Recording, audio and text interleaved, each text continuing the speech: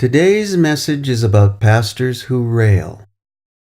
I've noticed there are a lot of pastors on YouTube that rail. They rail in their sermons, and they rail in their comments. They seem to care little that both Jesus and Paul spoke against communications of that nature. And I think many of them don't even know that they're railers. They've done it for so long, and they think what they're doing is in the spirit of correction. That is some kind of righteous correction. But over time I've noticed that even when they're wrong, and often they are, and are trying to correct somebody, they rail. They call them names or begin by making statements like, "It's rather foolish to believe such and such." Things like that immediately set that condescending tone for the communication. And those of you who have spent any time on YouTube at all know that this is quite common, and in fact have probably been railed on by Bible teachers, pastors, and just regular people commenting on things on YouTube.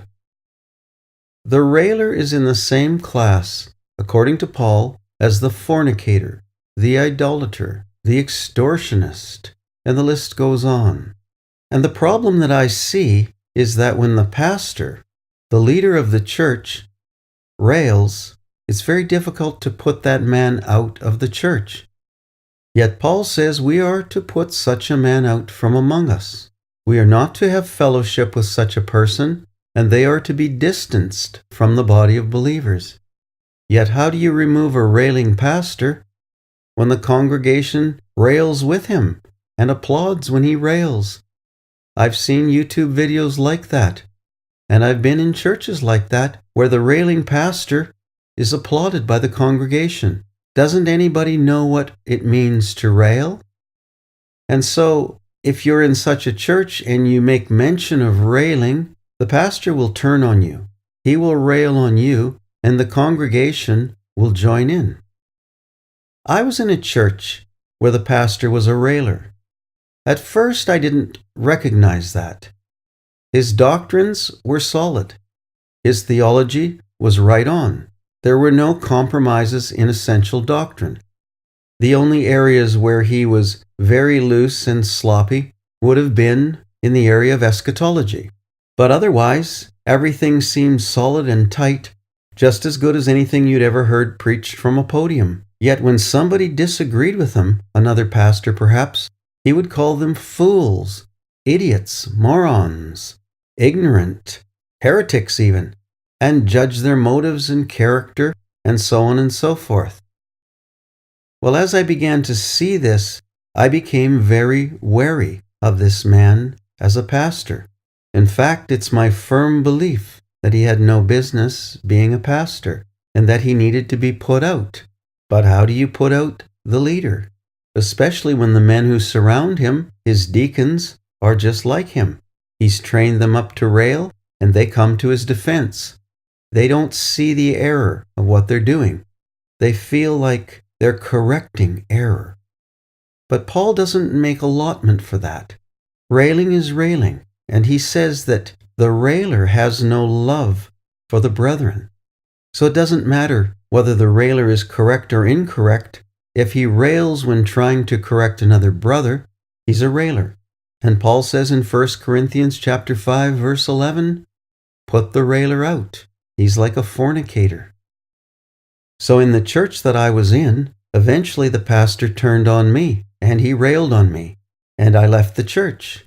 But I continued to receive emails passing judgment on me, evaluating my motives, my inner thoughts, things he couldn't possibly know, and I refused to respond to any of those emails. Eventually I got an email from that pastor in which he listed numerous accusations, all unfounded, insulted me, called me names, judged my spiritual condition, judged my thoughts, judged my intellectual capacity, judged my spiritual condition. He judged my emotional condition and listed all of these things. And at the end of the list, he had the audacity to say, "And if you don't respond to this email, I'm going to have to assume that everything I've said is true." Well, Needless to say, I did not respond. I left it at that, let the man think as he would. Yet this is an example of the kinds of high-handed and superior types of communications that pastors who get so far down the railing path that they can't seem to return, and nothing anybody says makes any difference, and there's no way to put them out because they've surrounded themselves with ardent supporters that do the same thing. The reason I'm sharing this with you is I want to make sure my listeners know if you're in a church and the pastor is a railer, get out. Because if you say anything or try and correct that, that pastor will rail on you and he will rally the congregation against you. So be careful, people. Jesus said, there are wolves in sheep's clothing, and they're among us. And you know who is truly a disciple of Jesus by the love they have one for another. That's what Jesus said. And the railing pastor has no love, only hatred. And that's why Paul puts that kind of man in the same category as fornicators, idolaters, coveters, greedy people, and the like. Have no fellowship with such individuals.